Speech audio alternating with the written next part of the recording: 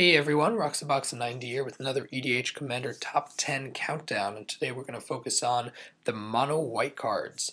Realize again, the same criteria are going to apply. We're going to be focusing on cards that are great in mono white, but are also good and versatile in a huge variety of builds. So obviously the list is not all inclusive, but these are my top 10. So we're going to start at number 10 with Karmic Guide, which is a fantastic card. You use it as an engine for the most part, but really even if you use it flat up, you pay 5 mana to get a creature card from your graveyard to play. That alone is already very reasonably costed, very awesome. The fact that it's on creature is also pretty good because creatures can be flickered in and out of play, allowing you to get multiple things back from your graveyard, which is really nice. Obviously, it has an echo cost, which means the following upkeep you have to pay its mana cost again. Of course, you can get around this by flickering it out of play, and then it comes back into play after your upkeep, and you get another creature back without having to pay its echo. That's another engine effect that you can use it over and over again. You can also have it go to the graveyard and then use cards like Safi Eriksdotter to get it back into play, or Revilark. There's a number of different combo engines, and it's a really strong card. And of course, you can also throw in the fact it's a 2/2 flyer with pro-black, so if you keep it around against the black deck, it's pro-black. It's also flying, so it can block commanders and block commander die, recur. Very strong card. Number 9, we have Return to Dust, one of the most useful removal spells because it's basically straight up exile, which in EDH is very important because if you don't exile it, then most decks, even decks you wouldn't expect to, are able to get stuff back from their graveyard and reuse things. So exiling is very nice for 4 mana. The fact you can do it instant speed is important, but the fact that it exiles 2 artifacts or enchantments if you play it on your turn makes it really, really nice. You can use it if you need to, but if you don't, it's pure value. Really great card. Amazing number 9. Number 8, we have Swords to Plowshares. And while there can be an argument made for Path to Exile, I honestly think Swords to Plowshares is the better card because in EDH, your life total is far less important 99.9% of the time. However, Path to Exile, later game, gives your opponent a basic land tapped, which basically means nothing in the mid to late game. So overall, I think Swords to Plowshares, it's better in 1v1. It's better in terms of the large game. If you do the beginning of the game, you do it mid-game, late game, the life game really doesn't matter nearly as much. However, the Path to Exile is an almost equal card, and it makes it very hard to pick one or the other. I personally like Swords to Plowshares better, but you can easily say Path to Exile for the number 8 slot in any opinion, for sure. Number 7, we have Stoneforge Mystic. Yep, she is still that good. She is easily splashable, a really, really powerful card that gets you equipment, and equipment are a big deal in EDH. They really are. Don't laugh at the swords because they will kill you, and many, many decks can run the swords, and so many decks want to run her as a tutor for them. And it's not just the swords, obviously. She can be used for any equipment card. And the fact that she's so cheap makes her a little more versatile than Stonehewer Giant. And that's why I think she's the one who gets the slot at number 7 and not the Giant. Number 6, Akroma's Vengeance. Obviously, white has a ton of wrath effects, but we're going to have to focus and try to narrow them down. So I picked, I think, 3 for the list.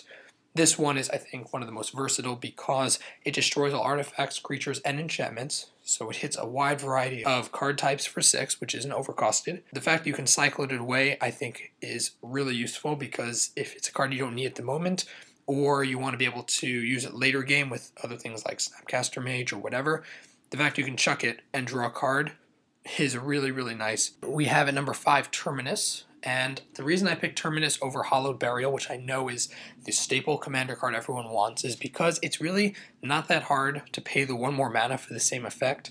But the miracle does matter in a format when you have Sensi's Divining Tops, when you have cards like Sylvan Library, when you have all these cards out there that are designed to set up your top 3 cards of your deck, or more cards of your deck with various scry effects. Because of that, this card's miracle is really not impossible to get off. If you do get it off, the 1 mana saves you an entire turn's worth of mana, which does matter in the game. So I think overall Terminus is just the better card for EDH of the 2. Obviously, you could argue Hallowed Burial is still pretty darn good. It is for 5 mana, but the fact you have to pay the 5 mana flat and there's no other option makes Terminus, I think, the more versatile Wrath.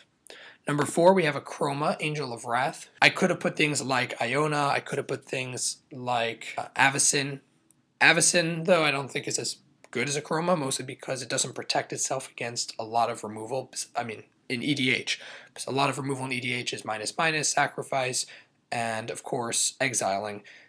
Whereas a Chroma protects yourself from two of the most effective removal colors, black and red. Obviously, white is after that, and as we're seeing, white has a lot of removal. But if you're running her and you're the major white deck at the table, well, Chroma's pretty darn good. And Iona, I really don't like Iona in EDH just because it's a very, very aggravating card. If I had to make a top 10 cards I think should be considered for banning in a metagame, that would be one of the cards I would choose, just because it makes monocolor players very sad, and it basically locks down the whole game for anyone running the color. But the monocolor player usually gets the short shrift, which I don't think is a very fair and nice card to play with. However, a Chroma is still as powerful as she was forever ago. That's why I chose her over a couple of other options. Number 3, Elspeth Nidoran. Why didn't I pick the champion, the Tyrell? Because they are a little more niche in their use. They are really a token-heavy planeswalker. Elspeth Nidoran is much more flexible. She's also cheap. She's really cheap for what she does. She goes in the most decks, and her abilities can be used in many more ways than the other Elspeths can.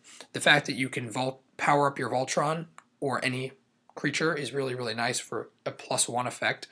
The putting a White Soldier into play, well, if you're putting, the 2/3, right? The 3/1/1s into play from the other Elspeths, it doesn't really matter unless you're running a deck that can make use of those. Most decks, though, having the 1 is as much of a blocker for, quick utility creature attackers than anything else. So the +1 doesn't really matter. It's just a +1. Of course, the -8 is the most powerful of the effects of the Elspeth, I think, in EDH. If you can get it off, then it's very, very hard for anyone to deal with you.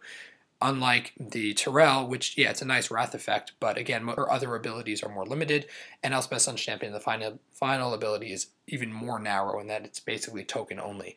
So I think Elspeth Nidoran is the most powerful of the 3, and she definitely deserves the 3 slot. So what can beat Elspeth Nidoran? Well, land tax for one. Number 2, land tax is one of the most powerful ramp effects in EDH in any color, and that includes green. So you set up for 1 mana every single turn. If any opponent controls more lands than you, you can search your deck to clear out 3 basics and put them in your hand. This is really great against land destruction builds. This is great in terms of getting your hand full of land in case you start out a little slimmer. So if you only have 1 or 2 lands but you have a land tax, you get it off. It can definitely help you that way. It's very splashable. It's only 1 white. It's just one of the most powerful ramp effects, and white really loves this card. And what could beat out land tax? Well, yeah, again, Austere Command. Probably because 1 and 2 could probably be intermingled as best. Austere Command is basically used in any deck running white in EDH, almost across the board. I don't think I've seen more than a handful of really weird, unique builds out there that wouldn't run Austere Command if they had white as a color. Yeah, the 2 white doesn't matter. I've seen 5 color decks run this card. It's just such a versatile Wrath. It allows you to pick out the stuff that you don't want versus the stuff you do want. It's a better Chroma's Vengeance. It just does what you need it to do, and the mana cost of it is quite reasonable. So guys, those are my top 10 EDH Commander cards for mono white. Let me know your guys' opinions about these cards and any other cards below in the comments section. Stay tuned for more EDH Commander countdowns. Roxabox90 signing out. I'll see you guys next time.